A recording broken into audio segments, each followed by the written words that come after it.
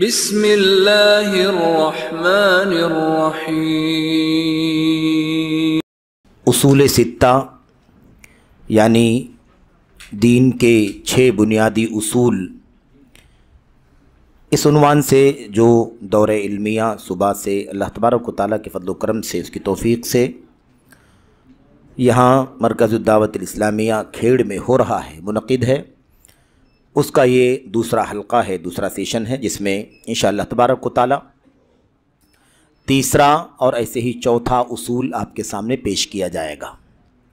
تیسرے اور چوتھے اصول میں جو باتیں مصنف رحمۃ اللہ علیہ نے بیان کی ہیں، آئیے پہلے اس مختصر متن کا ترجمہ آپ کے سامنے پیش کر دیا جائے۔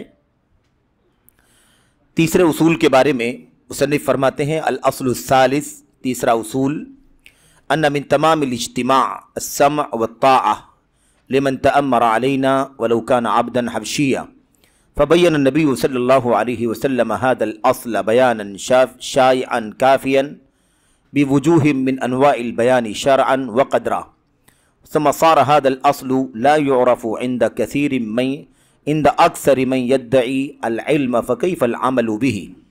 یہ مختصر متن ہے شیخ الاسلام محمد بن عبد الوہاب تمیمی نجدی رحمۃ اللہ علیہ کا۔ اس متن میں کیا بتانا چاہ رہے ہیں؟ کہتے ہیں تیسرا اصول یہ ہے کہ اجتماعیت اگر ہم چاہتے ہیں، اتحاد ہم چاہتے ہیں، تو اجتماعیت اور اتحاد کے لیے ضروری ہے کہ جو ہمارا امیر ہو، امام ہو، حاکم ہو، ولی امر ہو، بادشاہ ہو، امیر المومنین ہو، خلیفہ ہو، جو بھی آپ نام دے لیں، سارے نام شریعت کے اندر آئے ہوئے ہیں، اور ان سب کا جامع جو نام ہے وہ ہے ولی امر۔ ولی امر کا معنی ہوتا ہے معاملات، مسلمانوں کے معاملات کا ذمہ دار، اسلامی حکومت میں مسلمانوں کے معاملات کا ذمہ دار۔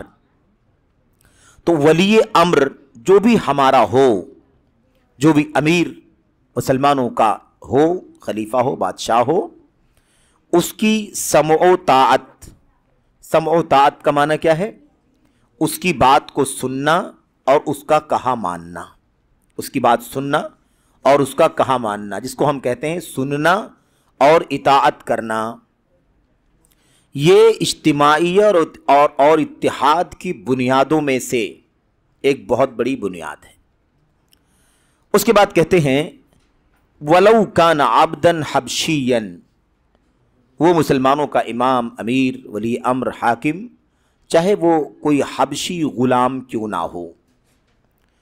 اصل میں مسئلہ یہ نہیں ہے کہ ولی امر اور حاکم کس معیار کا ہے، کس سماجی اسٹیٹس کا ہے، کس رنگ اور نسل کا ہے، کس حیثیت کا ہے، غلام حیثیت کا ہے یا آزاد حیثیت کا، یہ مسئلہ نہیں ہے۔ مسئلہ ہے مسلمانوں کی امامت، مسلمانوں کی قیادت اور باغ ڈور اور ذمہ داری اس کے ہاتھ میں ہے۔ تو جو مسلمانوں کا ذمہ دار ہو، جس پر مسلمانوں کا اتحاد ہو گیا، سارے مسلمان متحد ہو کر کے، متفق ہو کر کے اسے امیر بنا چکے ہیں اور مسلمانوں کا امیر اور امام بن چکا ہے، اس کی اطاعت ہونی چاہیے، اس کا کہا مانا جائے، اس کی بات سنی جائے اور اس کا کہا مانا جائے۔ یہ اسلامی اجتماعیت کا سب سے بڑا اور بنیادی تصور ہے۔ اب اس کے بعد کہتے ہیں اللہ کے نبی علیہ الصلوۃ والسلام نے اس اصول کو بہت ہی واضح اور شائع کسے کہتے ہیں؟ شائع کا مطلب ہوتا ہے پھیلایا ہوا، عام کیا ہوا، یعنی اس کی وضاحت اللہ کے نبی علیہ الصلوۃ والسلام نے ایسی کی ہے کہ ہر خاص و عام جانتا ہے، ایک دم مشہور ہے، معروف ہے، اس کا چرچا ہے کہ نبی کریم صلی اللہ علیہ وسلم نے اس مسئلے کو بیان کر دیا ہے کافیاً، اور اس بیان میں، وضاحت میں کوئی کمی نہیں ہے، پورے طور پر بھرپور انداز میں اللہ کے نبی نے بیان کر دیا ہے۔ بوجوہ من انواع البیان شرعا و قدرا، بیان کرنے، واضح کرنے کا جتنا طریقہ ہو سکتا ہے، ہر طریقے سے اللہ کے نبی علیہ الصلوۃ والسلام نے واضح کر دیا ہے۔ شرعاً، شریعت کی دلیلوں سے واضح کر دیا ہے، اور تقدیر کے اعتبار سے واضح کر دیا ہے۔ یہ یاد رکھنا کہ کس طرح سے شریعت کے اعتبار سے بیان کر دیا ہے، واضح کر دیا ہے کہ مسلمانوں کے امام اور امیر کی اطاعت ہونی چاہیے، اس کے خلاف بغاوت نہیں ہونی چاہیے، اس کو شریعت کی دلیلوں سے بھی واضح کیا ہے اور تقدیر کے اعتبار سے بھی واضح کیا ہے، اس کی وضاحت آ رہی ہے۔ یہ ہو گئی دوسری بات کہ اللہ کے نبی نے وضاحت کر دی۔ تیسری بات یہ ہے ثم صار هذا الاصل، پھر یہ جو اصول جو بیان کیا جا رہا ہے اس کے بارے میں یہ وضاحت سب کچھ ہو جانے کے بعد تیسرا معاملہ کیا ہو گیا؟ کہتے تیسری بات یہ ہے کہ پھر دھیرے دھیرے حالت یہ ہو گئی کہ اس اصول کو عام طور پر لوگ بھلا دیے، لوگوں نے بھلا دیا۔ بڑی تعداد جو علم کا دعویٰ کرنے والوں کی ہے، اکثر علم کے دعوے دار حضرات بھی اس کو نہیں جانتے ہیں، علم کے دعوے داروں کی اکثریت بھی اس چیز سے لا علم ہے۔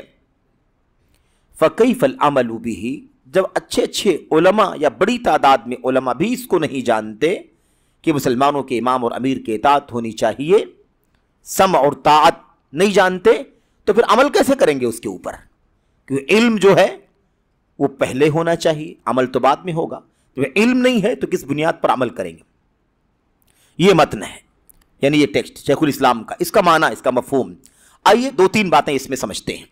سب سے پہلی بات یہ ہے کہ اللہ کے نبی علیہ السلام کے بارے میں محترم مصنف نے کہا کہ سمع و طاعت اجتماعیت کی جڑ ہے۔ ہم لوگوں نے اس سے پہلے جو بات پڑھی ہے وہ کیا ہے؟ اجتماعیت، اتحاد، اتفاق، یکجہتی۔ اب یہاں کہہ رہے ہیں تیسرے اصول میں کہ وہ جو اتحاد، اتفاق، یکجہتی کی بات چل رہی تھی نا، وہ کب ہوگی؟ اجتماعیت کب ہوگی، اتحاد کب ہوگا؟ جب یہ سمع و طاعت، مسلمانوں کے امام، امیر، ولی امر، حاکم، خلیفہ جو بھی ہے، اس کی سمع و طاعت ہوگی تو اتحاد و اجتماعیت قائم ہوگی۔ اب ایک مسلمانوں کا امام ہو جائے، امیر ہو جائے، اور لوگ اس کی بات نہ سنیں، اس کے خلاف بغاوت کریں، اس کے خلاف فتنے فساد کی آگ بھڑکائیں، اس کی برائیاں کریں، اس کی غلط تشہیر کریں، یا اس پر لان تان کریں، گالی گلوچ دیں، تو ایسی صورت میں کہاں سے اتحاد باقی رہے گا؟ لوگوں کے دلوں میں نفرت پیدا ہوگی۔ اس لیے ضروری ہے کہ اگر اجتماعیت چاہتے ہیں تو مکمل اجتماعیت کے لیے سمع و طاعت سننا اور کہاں ماننا ضروری ہے۔ یہ بات مصنف نے بیان فرمائی۔ اور جو بھی ہمارا امیر ہو، مسلمانوں کا اسلامی حکومت اور اسلامی نظام کے تناظر میں بات ہو رہی ہے، اسلامی نظام اور تناظر میں بات ہو رہی ہے۔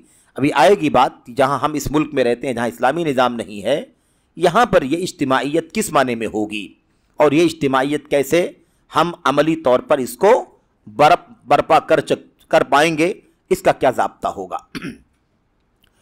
تو جو بھی اسلامی حکومت میں جو بھی امیر ہو، امام ہو، خلیفہ ہو، بادشاہ ہو، چاہے وہ غلام ہی کیوں نہ ہو، حبشی غلام جس کو حقیر سمجھا جاتا ہے، کالا کلوٹا، کوئی اس کی حیثیت نہیں، اللہ کے نبی فرماتے ہیں اطاعت کا معاملہ، سننے اور اطاعت کرنے کا معاملہ اتنا امپورٹنٹ ہے کہ کسی بھی حیثیت کا ہو، غلام کیوں نہ ہو حبشہ کا، اس کو بھی اگر وہ امیر ہو گیا ہے تو اپنا امیر ماننا ہے، اس کی بات سننا ہے، اس کی اطاعت کرنی ہے۔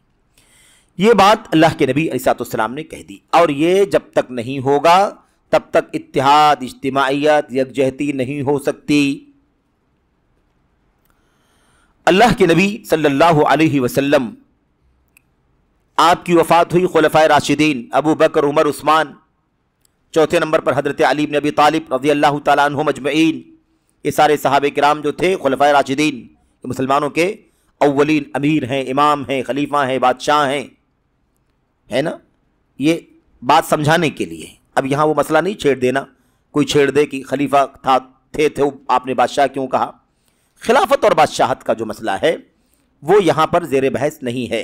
اصل یہ ہے کہ جو مسلمانوں کا امام ہو، چاہے وہ بادشاہت کی حیثیت سے کیوں نہ ہو، اس کی سمع اور طاعت ضروری ہے۔ تو سمع و طاعت مطلوب ہے، اور یہ اس ضابطے کے ساتھ کہ وہ کسی بھی حیثیت کا ہو۔ یہاں اختصار کے ساتھ ایک بات اور عرض کر دی جائے، اگر بالفرض کوئی شخص اپنی طاقت و قوت، پاور اور غلبے کی بنیاد پر، یا مثال کے طور پر اور آگے بڑھیں، ایسا بھی کہہ سکتے ہیں کہ اگر کچھ لوگوں کو تیار کر کے اور حکومت پر قابض ہو جائے تو قابض ہو گیا ہے اب تو اس کے خلاف بغاوت کرنا جائز نہیں ہے، کیونکہ ایک نظم آ گیا، ٹھیک ہے اس نے جبرن کیا، زیادتی کے ساتھ کیا، اپنی طاقت اور قوت سے ذمہ دار بن بیٹھا تو بن گیا تو بن گیا۔ اب اگر ہم اس کے خلاف کھڑے ہوں گے، محاذرائی کریں گے تو مسلمانوں میں خون خرابہ ہوگا، مار پیٹ ہوگی، دنگا ہوگا، اور اس کے نتیجے میں امن و امان غارت ہوگا، اور یہ جو مساجد ہیں ملک اور شہر کے اندر، یہاں جو نمازیں قائم ہونی چاہیے وہ ناپید ہو جائیں گی، دروس ہیں، دعوت ہیں، تعلیم ہے، تربیت ہے، سارا نظام درہم برہم ہو جائے گا۔ تو یہ مسئلہ بطور اشارہ، اور اس کی تفصیلات کتابوں کے اندر موجود ہے کہ کوئی کیسے بھی قابض ہوتا ہے۔ جب ایک نظام کسی کے ہاتھ میں آ گیا تو اب اس کے سامنے دوسرے کو کھڑا کر کے امن اور عافیت کو تباہ کرنا یہ ہمارے لیے درست اور جائز نہیں ہے۔ اسلام میں اجتماعیت کا صحیح تصور اس طرح کی باتوں کو سننے کے بعد کرنا آسان ہو جاتا ہے۔ اجتماعیت معنی رکھتی ہے، اس لیے ایسا کوئی بھی قدم اٹھانا، اب اس کے بعد لوگ کہیں ایک آدمی قابض ہو گیا اور لوگ اس کے ساتھ میں جڑ گئے اور ایک نظام اپنے ہاتھ میں لے لیا، ٹھیک ہے، بہت سارے لوگوں کو ناپسند ہو سکتا ہے، بہت سارے لوگ اس سے راضی ہو سکتے ہیں، نہیں راضی ہو سکتے ہیں، لیکن ایک آدمی ذمہ دار بن چکا ہے تو آپ کو ضروری ہے آپ کے لیے کہ آپ اس کی اطاعت کریں، سمو اطاعت کریں، یہ نہ کہیں اس میں یہ عیب ہے، یہ برائی ہے، اس کو ہٹانا چاہیے، اس کو لانا چاہیے، یہ کرنا چاہیے، وہ کرنا چاہیے۔ یہ شریعت کے اندر خروج اور بغاوت کے دائرے میں آتا ہے۔ اسی لیے سلف کے امت کے علماء لکھتے ہیں چاہے وہ صلح کے ساتھ آئے، یعنی شانتی کے ساتھ، اطمینان کے ساتھ ذمہ دار بن جائے، یا زیادتی کے ساتھ جبرن کوئی غالب ہو جائے، تب بھی ایک آدمی کے ہاتھ پر ملک آ گیا تو اب چاہیے کہ سب اطاعت کرے اس کی۔ یہ شریعت کا نظام ہے۔ اس کو اللہ کے نبی نے ایسا بیان کیا ہے کہ اب اس کے آگے کچھ اور بولنے بیان کرنے کی ضرورت نہیں ہے، کافی شافی یعنی بھرپور انداز میں اللہ کے نبی نے بیان فرما دیا ہے۔ قرآن کریم میں اللہ تبارک اچھا دو بات آئی تھی نا، کیا فرمایا؟ کہا شرعن و قدرن، ایک تو شریعت کے اعتبار سے بھی اللہ کے نبی نے بیان فرما دیا ہے، اور دوسرا تقدیری اعتبار سے، تقدیر جو دنیا کے اندر حالات اللہ تعالیٰ کے فیصلے کے مطابق، تقدیر کے مطابق آتے ہیں، اس اعتبار سے بھی اس مسئلے کی وضاحت ہو چکی ہے۔ اس کا کیا معنی ہوتا ہے وہ شیخ بدر نے آگے بیان کیا ہے۔ تو پہلی بات، شریعت کی دلیلیں اگر آپ دیکھ لیں، بھری پڑی ہیں دلیلیں، بھری پڑی ہیں دلیلیں، سمع و اطاعت، سننا اور اطاعت کرنا۔ قرآن کریم میں اللہ تبارک و تعالیٰ فرماتا ہے یا ایھا الذین آمنوا اطیعوا اللہ واطیعوا الرسول واولی الامر منکم، ایمان والو اللہ کا کہا مانو، اس کے رسول کا کہا مانو، اور اپنے اندر اپنے بیچ میں جو معاملات کے ذمہ دار ہیں ان کا کہا مانو، ٹھیک ہے، ان کا کہا مانو۔ یہ آیا نہیں ہوا ہے یہاں، یہ جوڑا گیا ہے، اللہ کا کہا مانو، رسول کا کہا مانو، اور جو تمہارے معاملات کے ذمہ دار ہیں ان کا، ٹھیک ہے، اس طرح سے آیا ہوا ہے۔ تو اللہ کے کلام کے اندر صراحت کے ساتھ یہ بات آ گئی کہ اطاعت اللہ اور اس کے رسول صلی اللہ علیہ وسلم کے بعد ولی امر، معاملات کے ذمہ دار، اس کی ہونی چاہیے۔ اللہ کے نبی علیہ السلام کی حدیثوں کو اگر آپ دیکھیں تو صحیح مسلم میں، خاص طور پر صحیح مسلم میں کتاب الامارہ، امارت یعنی امیر، حاکم، خلیفہ، بادشاہ کیا ہوگا، کیسے ہوگا، اس کا نظام، اس کا طریقہ، اس کے آداب، ساری باتیں بیان کی گئی ہیں۔ تو صحیح مسلم کے اندر بہت ساری حدیثیں اس کتاب کے اندر بیان کی گئی ہیں جس میں سننے اور اطاعت کرنے کا حکم ہے۔ سب سے پہلے مصنف رحمۃ اللہ علیہ نے، شیخ الاسلام نے، اور پھر شیخ بدر، یہاں پر ارباز ابن ساریہ رضی اللہ تعالیٰ عنہ کی حدیث کا ذکر کرتے ہیں۔ ارباز ابن ساریہ کی حدیث کے اندر کیا ہے؟ حدیث لمبی ہے، اس کے اندر بیچ میں آیا ہوا ہے اوصیکم بتقوی اللہ، اللہ کے نبی صلی اللہ علیہ وسلم فرماتے ہیں میں تمہیں اللہ کے تقوی کی وصیت کرتا ہوں، والسمع والطاعہ، اور سننے کی اور اطاعت کرنے کی وصیت کرتا ہوں، وَإِن تَأَمَّرَ عَلَيْكُمْ عَبْدٌ، چاہے تمہارا امیر کوئی غلام ہی کیوں نہ ہو۔ یہ اللہ کے نبی صلی اللہ علیہ وسلم نے بتلایا۔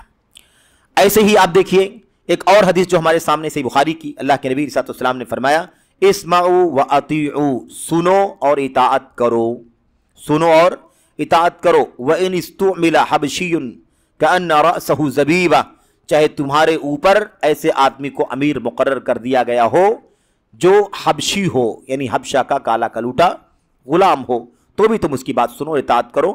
کأن رأسہ زبیبہ، اس کا سر ایسے ہے گویا کشمش ہو۔ کشمش جانتے ہیں نا، انگور خشک ہو جائے تو یوں سکڑ جائے نا، کشمش کہتے ہیں۔ ایک مثال ہے، یعنی کیا مطلب؟ حبشی غلام ہو، کالا کلوٹا ہو، اور بالکل ہے نا چھوٹا قدم، چھوٹا بدن، چھوٹا جسم اور چھوٹا سر اس کا، جس کی کوئی قدر و قیمت نہیں ہوتی ہے لوگوں کے بیچ میں، ایسا شخص بھی اگر تمہارا غلام بن جائے، تمہارا ایسا غلام بھی تمہارا حاکم بن جائے، تو تمہیں اس کی اطاعت کرنا چاہیے۔ یعنی آخری حد تک اللہ کے نبی صلی اللہ علیہ وسلم نے اس مسئلے کو سمجھایا کہ وہ کسی بھی حیثیت کا تمہیں نظر آتا ہو، لیکن جب تمہارا امیر ہو گیا ہے تو اب اس منصب پر اسے تسلیم کرنا، اس کی بات سننا اور اس کا کہا ماننا ضروری ہے۔ اب اس کے بعد یہاں دیکھیے شیخ نے بھی وضاحت کی، کہتے ہیں اگر تمہارا حاکم، تمہارا امیر صارت لہ الغلبہ، غلبے کے ساتھ وہ آ جائے، اس کا غلبہ ہو جائے، وہ تولی الامر، اور معاملات کا ذمہ دار بن جائے، واستتب لہ الامر، اور معاملات اسے کنٹرول میں آ جائیں، فالسمع والطاعہ، تمہیں سننا ہے اور اس کی اطاعت کرنی ہے۔ یہ باتیں آپ سوچ رہے ہوں گے کہ ہندوستان میں ہم بیٹھے ہیں، یہ سب بات کرنے کی کیا ضرورت ہے؟ لیکن اس کی ضرورت ہے، کیونکہ یہ مسئلہ ہم سمجھیں گے تو اپنے ملک اور وطن کے اندر بھی اجتماعیت کا معنی سمجھنے میں آسانی ہوگی کہ یہاں اپنے ملک اور وطن کے اندر کیسے اجتماعیت کی زندگی گزاریں، کیسے سمع و طاعت کا کیا مطلب ہوتا ہے۔ اچھا، اس کے بعد یہ آگے باتیں سن لیں، پھر میں وضاحت کرتا ہوں۔ اللہ کے نبی علیہ السلام کی حدیثیں مزید آئی ہوئی ہیں جس میں یہ پہلو بیان کیا گیا ہے کہ مسلمان کے امیر کے ہاتھ پر بیعت کرنے کے بعد، اس کی امارت، اس کی حکومت تسلیم کرنے کے بعد کسی کے لیے اس کی اطاعت سے ہاتھ کھینچ کر کے بغاوت کرنا جائز نہیں ہے، اطاعت سے نکلنا درست نہیں ہے۔ اللہ کے نبی صلی اللہ علیہ وسلم فرماتے ہیں من کرہ من امیرہ شیئا، غور سے سننے کی بات ہے، من کرہ من امیرہ شیئا، جو اپنے امیر کی کسی بات کو ناپسند کرے، فلیصبر، اسے چاہیے کہ وہ صبر کرے۔ ظاہر ہے کہ ایسا ہو سکتا ہے کہ اپنے امیر کی بات کو، ہر بات کو پسند نہیں کر رہا ہے آدمی، ناپسندیدہ چیزیں بھی کچھ ہو سکتی ہیں، تو فلیصبر، تو چاہیے کہ وہ کیا کرے؟ صبر کرے۔ فإنہ من خرج من السلطان شبرا مات میتۃ جاہلیہ، کیونکہ جو بھی شخص سلطان یعنی حاکم، بادشاہ سے خروج کرے گا، نکل جائے گا، اطاعت نہیں کرے گا اور اس کی موت ہو جائے گی تو وہ جاہلیت کی موت مرے گا۔ موت ہوگی تو جاہلیت کی موت۔ اب جاہلیت کی موت کا مطلب یہ نہیں کہ کفر کی موت مرے گا۔ جاہلیت کی موت کا مطلب کیا ہوتا ہے؟ جیسے جاہلیت میں لوگ بلا امیر زندگی گزارتے تھے، جنگل کی زندگی گزارتے تھے، کوئی قائد نہیں، کوئی رہنما نہیں، کوئی اجتماعیت نہیں، جیسے وہ بے ڈھنگی زندگی گزارتے تھے، ایسے بلا امیر کی بے ڈھنگی زندگی گزارتا ہوا یہ بھی مر جائے گا۔ یہ مطلب ہے اس کا، کوئی مطلب نہ سمجھے کہ جاہلیت کی موت مرے گا یعنی کافر ہو کر کے مرے گا، یہ مطلب نہیں ہے اس کا۔ اب یہ حدیثیں چند آپ کے سامنے آ گئی، ان ساری حدیثوں سے یہ بات واضح ہو گئی کہ کس طرح سے امیر کی اطاعت کرنا ضروری ہے اور اس کے خلاف بغاوت کرنا جائز نہیں ہے، اس کی اطاعت سے ہاتھ کھینچنا جائز نہیں ہے، کسی بھی حیثیت کا ہو اور کسی بھی طرح سے وہ آ جائے، یعنی غلبہ حاصل کر لے، زبردستی کر کے آ جائے تو بھی اطاعت کرنی۔ اچھا، اب یہ اصول جو ہے ہم لوگ جو پڑھ رہے ہیں، یہ تیسرا اصول ہے۔ یہ اصول تیسرا، اس سے پہلے والا اجتماعیت کا دوسرا، اس سے پہلے والا پہلا اخلاص اور توحید اور اخلاص۔ تو توحید اور اخلاص، وحدت و اجتماعیت اور یہ سمع و طاعت، یہ تینوں اصول ایک دوسرے سے بالکل جڑے ہوئے ہیں، تینوں مربوط ہیں، مرتبط ہیں۔ کہتے ہیں تینوں ایک ساتھ میں جڑے ہوئے ہیں۔ اخلاص چاہیے عبادت کے اندر، کیسے جڑے ہوئے ہیں؟ عبادت میں کیا چاہیے؟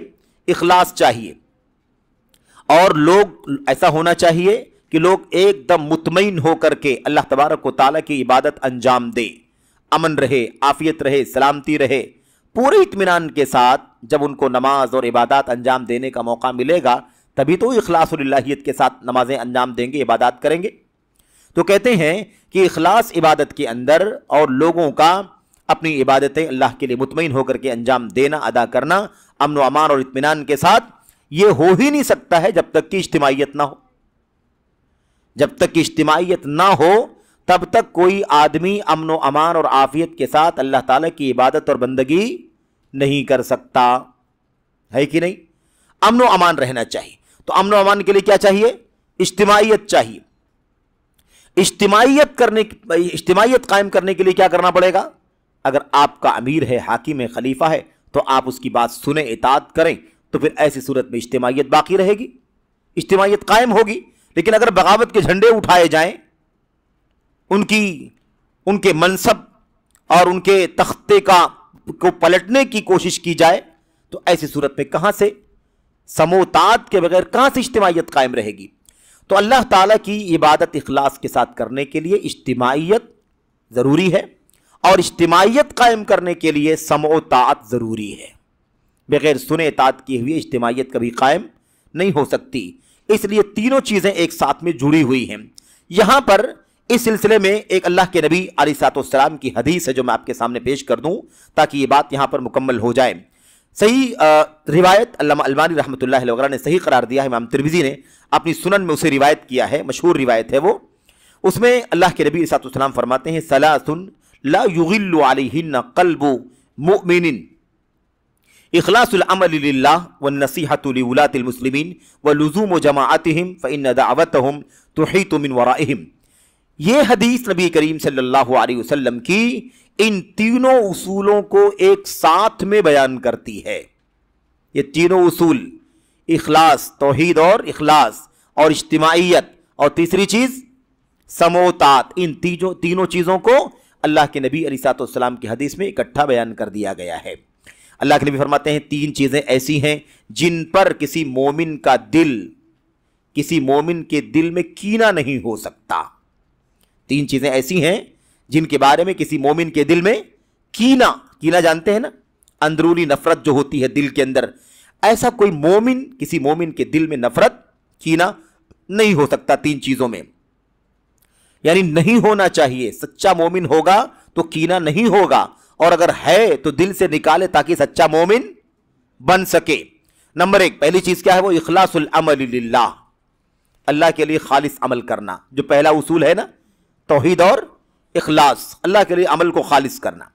دوسرا کیا ہے؟ وَالنَّصِيحَةُ لِوُلَاةِ الْمُسْلِمِينَ وَلُزُومُ جَمَاعَتِهِمْ، اور مسلمانوں کے حکمرانوں کی خیر خواہی، مسلمانوں کے حکمرانوں کی خیر خواہی۔ اب مسلمانوں کے حکمرانوں کی خیر خواہی جب ہم کریں گے تب جا کر کے مسلمانوں کی ملک میں، مملکت میں اتحاد پیدا ہوگا، تب جا کر کے اتحاد پیدا ہوگا۔ اور ساتھ ہی میں کیا کہا؟ وَلُزُومُ جَمَاعَتِهِمْ، اور ان کی جماعت کو لازم پکڑنا۔ یعنی کیا مطلب؟ جو جماعت جس نے ان کو امیر بنایا ہے، حاکم بنایا ہے، جو لوگ ان کو تسلیم کر چکے ہیں، اب ہمیں چاہیے کہ ہم بھی باتوں کو سنتے ہوئے اور مانتے ہوئے انہی جماعت کے ساتھ جڑ جائیں۔ بات سمجھ میں آ گئی؟ تین چیزیں ہیں نا۔ پہلا اصول اللہ تبارک و تعالیٰ کی توحید اور اخلاص عمل، نمبر دو اتحاد و اجتماعیت، نمبر تین سمع و طاعت۔ ان تینوں چیزوں کو نبی کریم صلی اللہ علیہ وسلم نے اپنی حدیث میں اکٹھا کر دیا ہے، اور کہا کسی مومن کا دل ان تینوں چیزوں میں کینہ اور اندرونی نفرت نہیں رکھ سکتا، اور یہ بہت بنیادی مسئلہ ہے۔ آپ کو، ہم کو نبی کریم صلی اللہ علیہ وسلم کی حدیث یہ پیغام دے رہی ہے کہ ہم ان تینوں چیزوں کو ایک ساتھ میں اکٹھا کر کے سمجھیں۔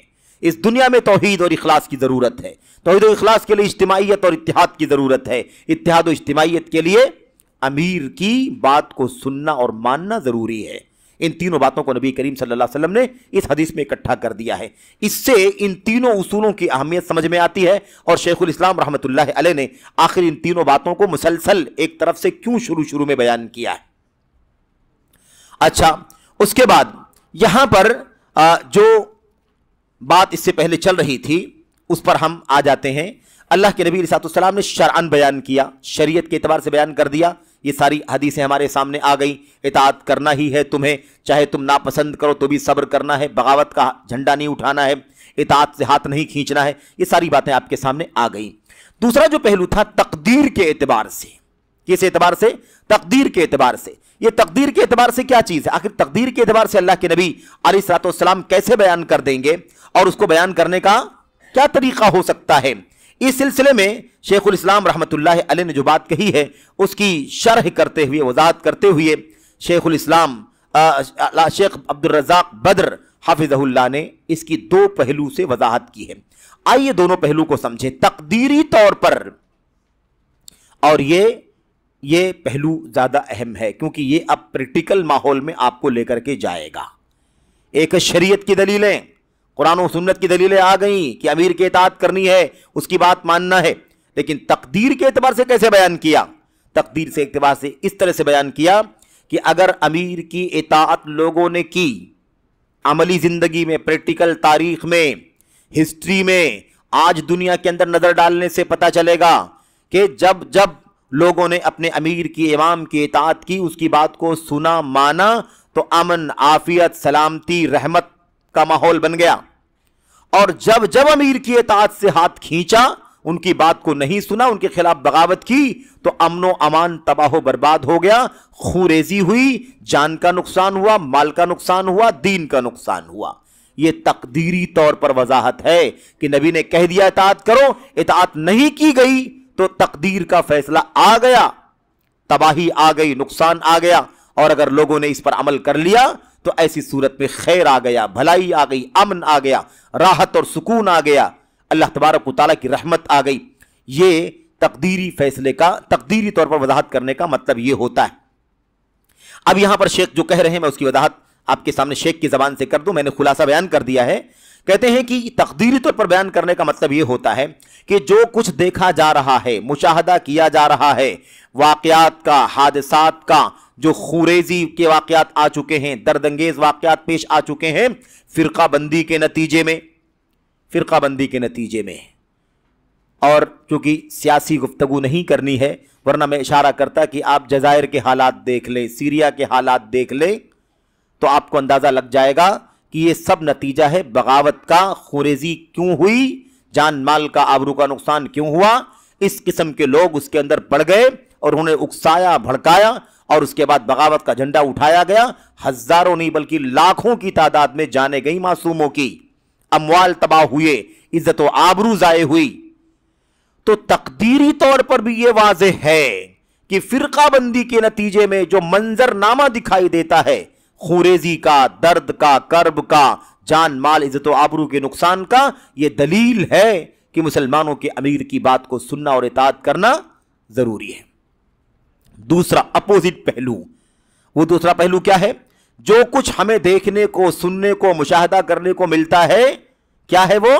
جملہ دیکھیے، من الاحداث المفرحہ، ایسے واقعات اور حادثات جن کو سننے سے دل میں خوشی پیدا ہوتی ہے کہ لوگوں نے اطاعت کی، لوگوں نے سنا، لوگوں نے کہا مانا، لوگوں نے بغاوت کا جھنڈا نہیں اٹھایا، تو امن دکھائی دے رہا ہے، رحمت دکھائی دے رہی ہے، عافیت دکھائی دے رہی ہے، تو کہتے ہیں کہ یہ تقدیری طور پر سمجھ میں آتا ہے۔ یہ تقدیری دلیل ہے، یہ تقدیر کی دلیل ہے کہ جو کچھ سامنے آیا اچھا، وہ اطاعت کی وجہ سے ہے، جو کچھ حالات خراب ہو گئے وہ کس کی وجہ سے ہے؟ وہ ہے سموطاعت نہ کرنے کی وجہ سے۔ اور یہ دونوں ہی پہلو ہمارے سامنے واضح ہو جاتے ہیں جب ہم حالات کا مشاہدہ کرتے ہیں، تاریخ و سیرت کا مشاہدہ کرتے ہیں، مطالعہ کرتے ہیں، تو یہ بات ہمارے سامنے آ جاتی ہے۔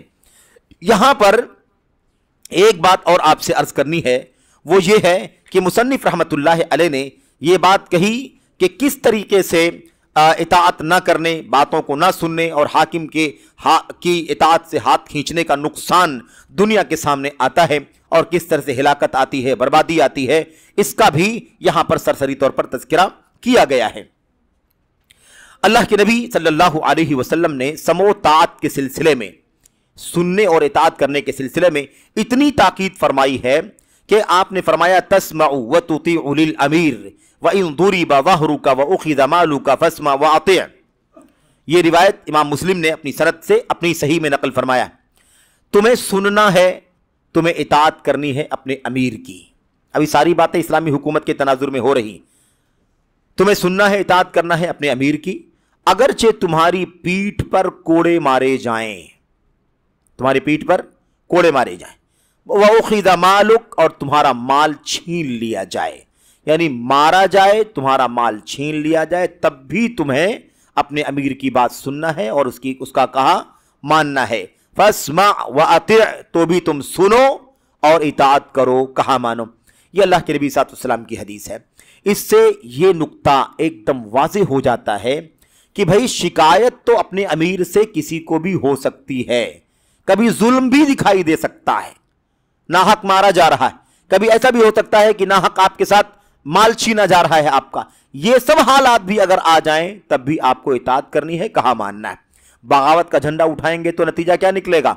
अभी आप पर तन्हा जुल्म हो रहा है, फलां पर तन्हा जुल्म हो रहा है, या गलत हो रहा है, गैर मुनासिब रवैया हो रहा है, तो ये नुकसान महदूद है कि नहीं महदूद है? लिमिटेड है ये, ठीक है।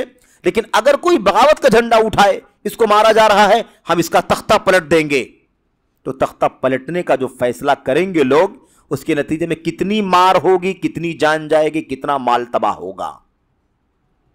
इसलिए शरीयत इस्लामिया आई है मसलहतों को हासिल करने के लिए और फसाद को दूर करने के लिए। अगर मसलहतें हासिल हो जाए पूरी, अल्हम्दुलिल्लाह, फसाद पूरा बच जाए, दूर हो जाए, अल्हम्दुलिल्लाह। लेकिन अगर पूरी भलाई हासिल ना हो तो कम से कम जितनी भलाई हासिल हो उतनी तो हासिल की जाएगी।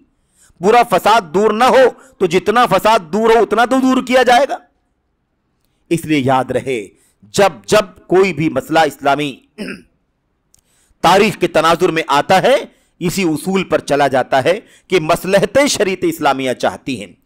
अल्लामा सालेह बिन अब्दुल अजीज आल शेख, जो इससे पहले सऊदी मिनिस्ट्री के वजीर थे, अभी तो शेख अब्दुल लतीफ आल शेख हैं वजीर शोन इस्लामिया, इनसे पहले शेख सालेह बिन अब्दुल अजीज आल शेख थे। उन्होंने अपनी किताब के अंदर बड़ी वजाहत से लिखा है इस मसले को कि शरीयत इस्लामिया का जो असल जो मिजाज है वो कि शरीयत भलाई, खैर, सलाह, नेकी, अच्छाई इसे खींचने के लिए आई है और शर, फसाद, बुराइयां और ऐसे ही मनफियात को दूर करने के लिए आई है। इसी उसूल पर चलती है, इसीलिए इसी उसूल पर हमेशा एक मुसलमान को चलना चाहिए। अब यहां पर ठीक एक आदमी पर जुल्म हो रहा है, ये गैर मुनासिब है, दुरुस्त नहीं है, लेकिन इसके बाद अगर हम बगावत का कदम उठाएंगे तो इससे ज्यादा बुरा होगा कि नहीं बुरा होगा? तो शरीयत उसकी इजाजत नहीं देती है जो इससे ज्यादा बुरा हो जाए, इसलिए उससे बचने की जरूरत है। यह हो गई बात। और आखिरी जो बात है वो ये है कि लोग कहते हैं कि जुल्म हो रहा है, ज्यादती हो रही है, मारपीट है, नाइंसाफी हो रही है, फलां के साथ ज्यादती, फलां के साथ ज्यादती, आखिर कब तक सब्र करें? यह भी बड़ा मसला है ना, बड़ा मसला है। आदमी अपने जराइम का हिसाब नहीं लेता, लेकिन दूसरों के जराइम का हिसाब है, दूसरों के मासी मुनकरात का हिसाब बहुत जल्दी लेता है, और उस वक्त यह भी नहीं फैसला करता है, यह भी नहीं समझ पाता है कि सामने वाले के सिलसिले में उसके तई हमारी जिम्मेदारियां क्या हैं शरीयत के अंदर। बस वो फौरी तौर पर इस तरह की बात करना शुरू कर देता। कब तक सब्र करें, कब तक सब्र करें? इसका जवाब नबी करीम सल्लल्लाहु अलैहि वसल्लम ने दे दिया है। आपने फरमाया इत्तकुल्लाह वस्बिरू हत्ता यस्तरीह बर्रुन औ युस्तराह मिन फाजिरिन व अलैकुम बिल जमाअह फइन्नल्लाह ला यजमउ उम्मत मुहम्मदिन अला ज़लाला। अल्लाह के नबी ने फरमाया, अल्लाह से डरो, सब्र करो। यहां तक, कहां तक सब्र करना है भाई? कहां तक सब्र करना है? हत्ता यस्तरीह बर्रुन, यहां तक कि नेक आदमी को राहत मिल जाए, औ युस्तराह मिन फाजिरिन, या एक बद अमल से लोगों को राहत मिल जाए। यहां तक कि किसी आदमी को, एक नेक आदमी को राहत मिल जाए या दूसरों को उससे राहत मिल जाए, फाजिर और बद अमल से। यह है हद सब्र करने की। क्या मतलब? जब तक उस पर जिस पर जुल्म हो रहा है उसको राहत ना मिल जाए, सब्र करते रहो, सब्र करते रहो, सब्र करते रहो। और यहां तक कि या अल्लाह के नबी ने क्या फरमाया, युस्तराह मिन फाजिरिन, किसी बदअमल से राहत हासिल कर ली जाए। यानी आपको आखिरी हद तक, जब तक हालात मामूल पर ना आ जाएं, आपको कोई बेसब्री का कदम नहीं उठाना है। लोग कहते हैं एक बार समझाया, दो बार समझाया, नहीं मान रहे, इसलिए मैंने बगावत का झंडा उठा लिया। आपने गलत किया, क्योंकि आपने कैसे तय कर लिया कि बगावत का टाइम आ गया?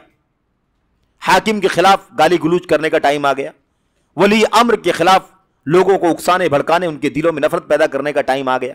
कैसे आपने फैसला कर लिया? अल्लाह के नबी अलैहिस्सलाम ने यह बात समझा दी है, हत्ता यस्तरीह बर्रुन औ युस्तराह मिन फाजिरिन, यानी क्या मतलब? आखिरी दम तक सब्र करना है। कोई फित्नो फसाद आपके हाथ से, आपके जरिए से नहीं फैलना चाहिए।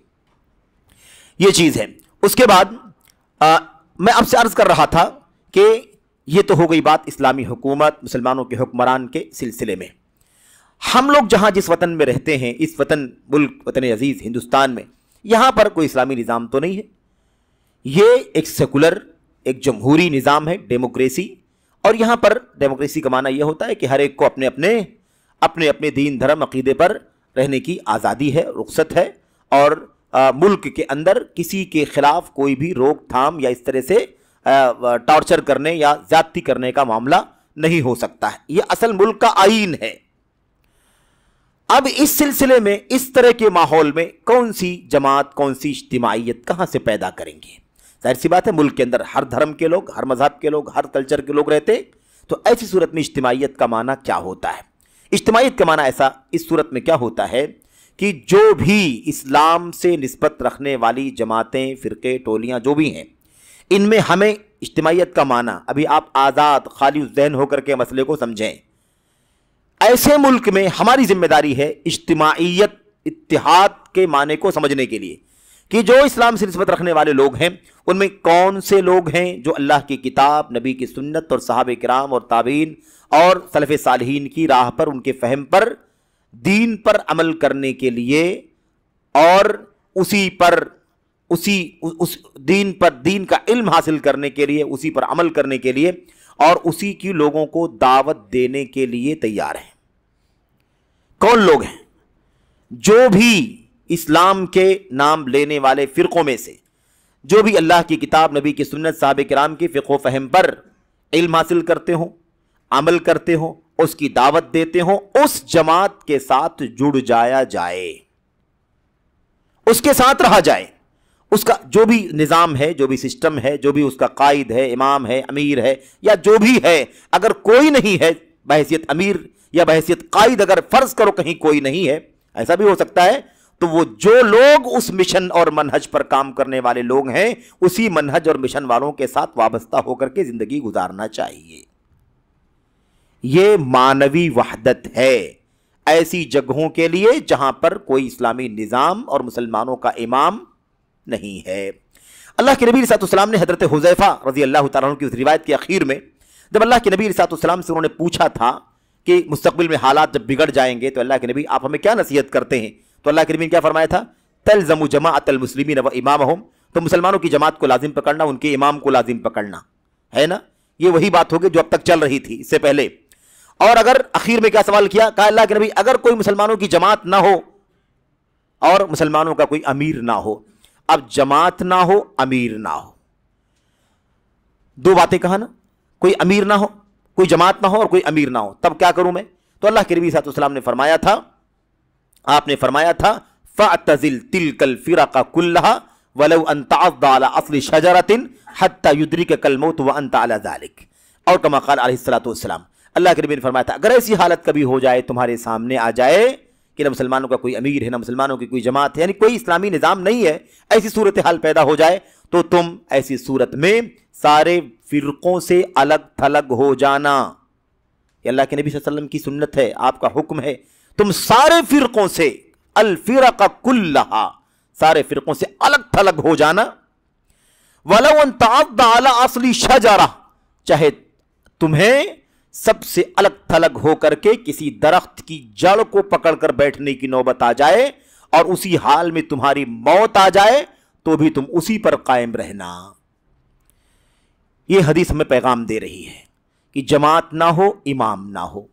ٹھیک ہے، یہ اس وقت ہے جب جماعت نہ ہو، امام نہ ہو. لیکن اگر جماعت ہو تو کیا کریں گے؟ تو جماعت پکڑیں گے کہ نہیں پکڑیں گے؟ اور جماعت کہتے کس کو ہیں؟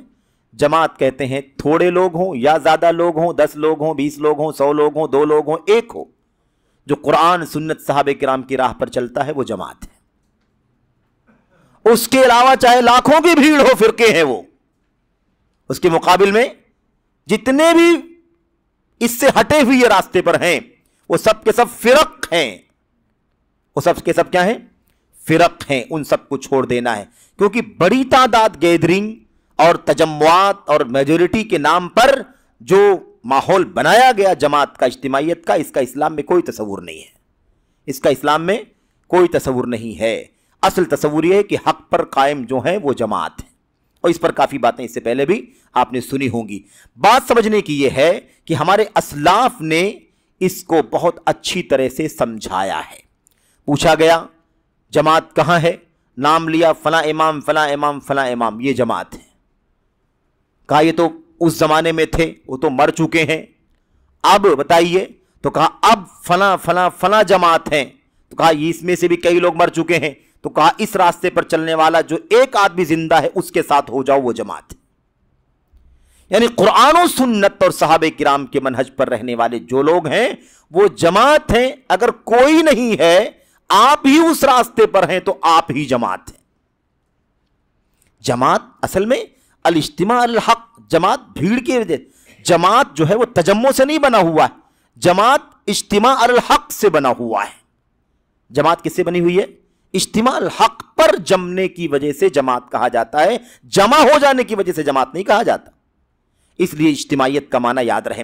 اس لیے اب ہندوستان میں تو کوئی پریشانی نہیں ہونی چاہیے کہ یہاں کون سا اتحاد ہے، کون سی اجتماعیت ہے، کون سا ہے نا، کون سی وحدت ہے۔ یہ وحدت ہے۔ اگر وحدت دین اور عقیدے کی بنیاد کی بات ہو رہی تو یہ وحدت ہے۔ اگر کوئی مثال کے طور پر سماجی معاملہ ہے، کوئی ملی معاملہ ہے، تو اس سے ابھی اس سے بحث نہیں ہو رہی ہے۔ یہ بات ہو رہی ہے کس کی اجتماعیت؟ جو دین اور عقیدے پر اجتماعیت کی بات ہے، تو اجتماعیت کا ضابطہ شریعت کے اندر یہ ہے۔